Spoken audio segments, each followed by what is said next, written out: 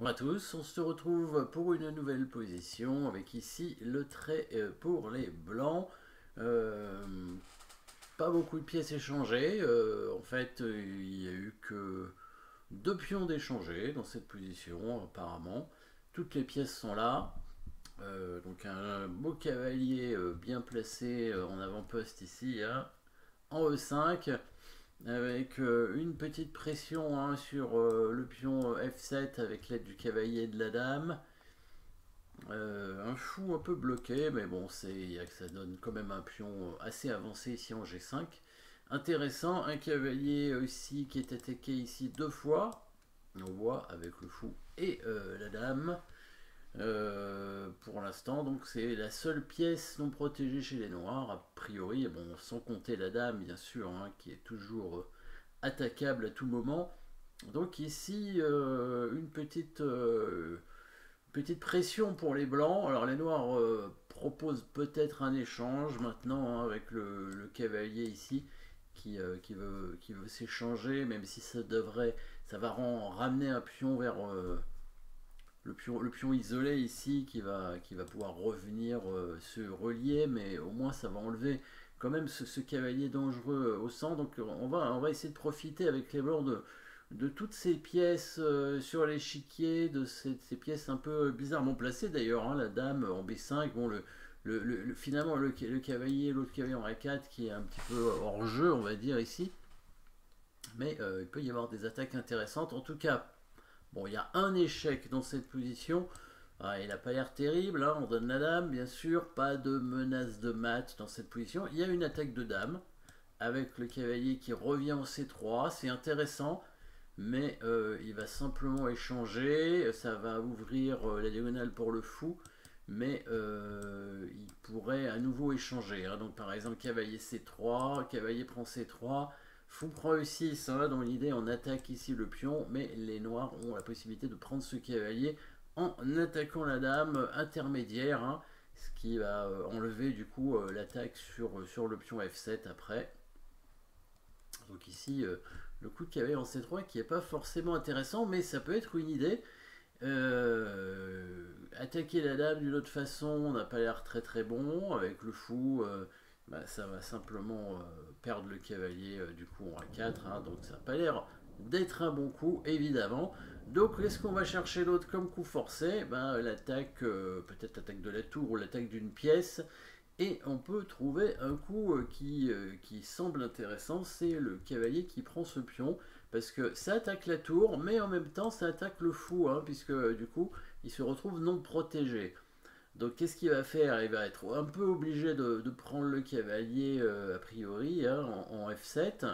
Voilà, et du coup il se retrouve avec ce fou en F7 attaqué par la dame, protégé qu'une seule fois par le roi, du coup son cavalier est cloué. Et maintenant, le coup de cavalier en C3 devient intéressant, hein, parce que s'il prend, évidemment, on prend le fou sur échec et on peut récupérer tout simplement le cavalier, voir le pion en E7, hein. Regardons ça, cavalier prend F7 ici, un bon coup. Donc double attaque, hein, puisqu'on attaque à la fois ici la tour et le fou. Il n'a pas tellement le choix, il est obligé de prendre le cavalier, sinon il va perdre du matériel de toute façon. Et là, le retour du cavalier en C3 qui attaque la dame devient très intéressant, puisque maintenant, si jamais il prend le cavalier, on peut prendre le fou sur échec ici, intermédiaire, et là, soit on prend le pion tout de suite pour menacer mat, c'est intéressant, soit on fait tout simplement pion prend cavalier, et après on récupérera le pion avec la tour, on a déjà gagné un pion ici, plus un deuxième, hein, probablement le pion E7, avec une attaque sur le roi. Qu'est-ce qu'il peut faire? S'il bouge la dame, on récupère son cavalier, puisque maintenant on l'attaque trois fois, hein, c'était lui. Donc c'était la seule pièce qui était finalement non protégée, entre guillemets, au départ, puisqu'il était attaqué deux fois, il était protégé que deux fois. On a créé une nouvelle pièce non protégée ici, enfin, attaqué une fois, protégé qu'une fois. Et du coup, le cavalier est tout cloué. Dans la partie, il va prendre le cavalier avec la tour. Mais les blancs reprennent tout simplement avec le pion, menaçant évidemment la fourchette avec le pion qui avance d'une case. Il va bouger sa dame, hein, il n'a pas tellement d'options, hein, avec les noirs. Le cavalier étant cloué, il bouge pas, hein, sinon il perd son fou. Et donc il bouge la lame. L'idée c'est que s'il pousse le pion, il bloque le fou. Donc là le cavalier peut bouger. Mais là vous allez trouver évidemment le coup qui va gagner assez rapidement, bien sûr, avec cette fois la menace de mat. Hein. Tour prend pion, menace de mat en 2 coups ici, avec dame prend F7, suivi de dame prend G7. Et quand il prend la tour, on prend ici. Et on récupère le cavalier. Les blancs ont gagné 2 pions dans l'affaire, hein, puisqu'ils ont pris le pion F7 et le pion E7. Après, il y a eu quelques échanges de pièces, hein, évidemment. Là, les blancs ont une position gagnante. La tour est attaquée en plus, gain de temps. Et les 2 pions centraux sont forts. Il peut peut-être au prochain coup simplement avancer ce pion en C4. Ça dépend où il met sa tour, évidemment. Mais ça peut être une idée. Ou alors il avance directement en D5. Hein, même si ça va redonner des cases peut-être au cavalier par la suite. Mais c'est quand même un coup forcé, puisque le cavalier en D7 devrait être protégé de toute façon. Hein, donc le pion peut avancer très vite. Hein, D5, D6 par exemple. Il met sa tour en F8. D5 attaque la dame et il bouge sa dame. Et on peut très rapidement avancer le pion pour créer des attaques ensuite après. Hein.